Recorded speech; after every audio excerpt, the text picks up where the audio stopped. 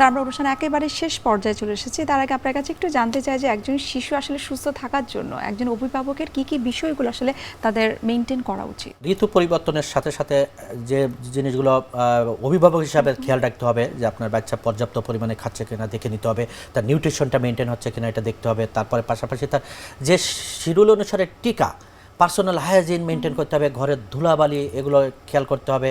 তারপরে বাচ্চাকে পর্যাপ্ত পরিমাণে, এখন যে ট্রেন্ডটা সবচেয়ে বড় চলছে যে ফাস্টফুডের একটা প্রবণতা, ফাস্টফুড খাওয়াকে বাচ্চা হেলদি হয়ে যাচ্ছে, সে অনেক সময় মনে করে যে এইটাই তার স্বাস্থ্য। পুষ্টিহীনতা আবার দুই ধরনের, লিকলিকে হেলথ যেটাকে বলে আমরা, যেটা বলা হচ্ছে এটাও এক ধরনের পুষ্টিহীনতা, ওভারওয়েট এক ধরনের পুষ্টিহীনতা, সেজন্য ওভারওয়েট করা যাবে না। পাশাপাশি তার এই ঋতু পরিবর্তনের সাথে সাথে যে পর্যাপ্ত পরিমাণে সিজনাল ফলমূল সবজি জাতীয় খাবার খেতে দিতে হবে। এখন বাচ্চারা দেখেন সবজি টোটালি খেতে চায় না, অলওয়েজ তার মিট জাতীয় খাবার বেশি খায়, অর্থাৎ এই জাতীয় খাবার থেকে তাকে বিরত রেখে তাকে ফলমূল এই জাতীয় খাবারগুলো খেতে দিতে হবে। পাশাপাশি তাকে টিকার যে পিআই শিডিউলের টিকা, পাশাপাশি অন্যান্য টিকাগুলো যে টিকাগুলো দেওয়ার দরকার এগুলো তাকে দিতে হবে। একটা বাচ্চা যখন স্কুলে যায়, স্কুলে পাশের সামনে যে খাবারগুলো থাকে এগুলো আনহাইজিন খাবার, এই খাবার থেকে এখন সাধারণত যে সালমোনেলা টাইপের, যেটাকে আমরা টাইফয়েড জ্বর বলি, তারপরে হেপাটাইটিস এ ভাইরাস এখান থেকেই ছড়ায়, যেটা জন্ডিস, এটার দিকেও খেয়াল করতে হবে। আপনার বাচ্চাকে যখন স্কুলে যাবে তাকে পর্যাপ্ত পরিমাণে ভালো নাস্তা দিয়ে দেন, সাথে টিফিন দিয়ে দেন, স্বাস্থ্যসম্মত টিফিন দিয়ে দিন।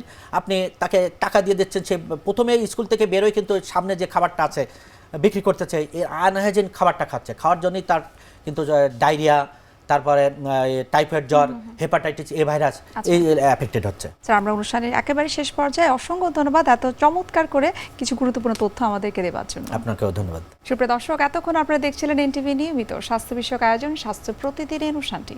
এ পর্যায়ে আমরা দেখে নিচ্ছি আমাদের আগামী পর্বে কি থাকছে। গর্ভকালীন যত্ন বলতে একটা হচ্ছে যে তার ঘরের যত্ন, আরেকটা কিন্তু তার চেক আপ, যেটা অ্যান্টিনাটাল চেক আপ যেটা আমরা বলি, সেটাও কিন্তু একটা মেডিকেল যে যত্ন, সেটাও কিন্তু আসলে তার দরকার।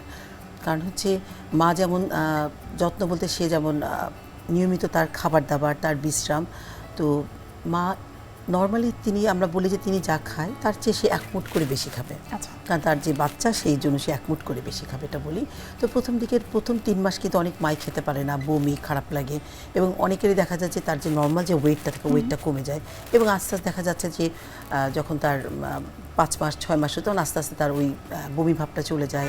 বিশ্বের যে কোনো প্রান্ত থেকে যে কোনো সময় এনটিভির জনপ্রিয় অনুষ্ঠান স্বাস্থ্য প্রতিদিন দেখতে আপনারা ভিজিট করতে পারেন আমাদের পূর্ণাঙ্গ পোর্টাল www.ntvbd.com এ। এছাড়াও এনটিভির বিভিন্ন ধরনের জনপ্রিয় অনুষ্ঠান এবং নিউজ আপডেট পেতে আপনারা ভিজিট করতে পারেন আমাদের ইউটিউব চ্যানেল এবং ভেরিফাইড ফেসবুক পেজে।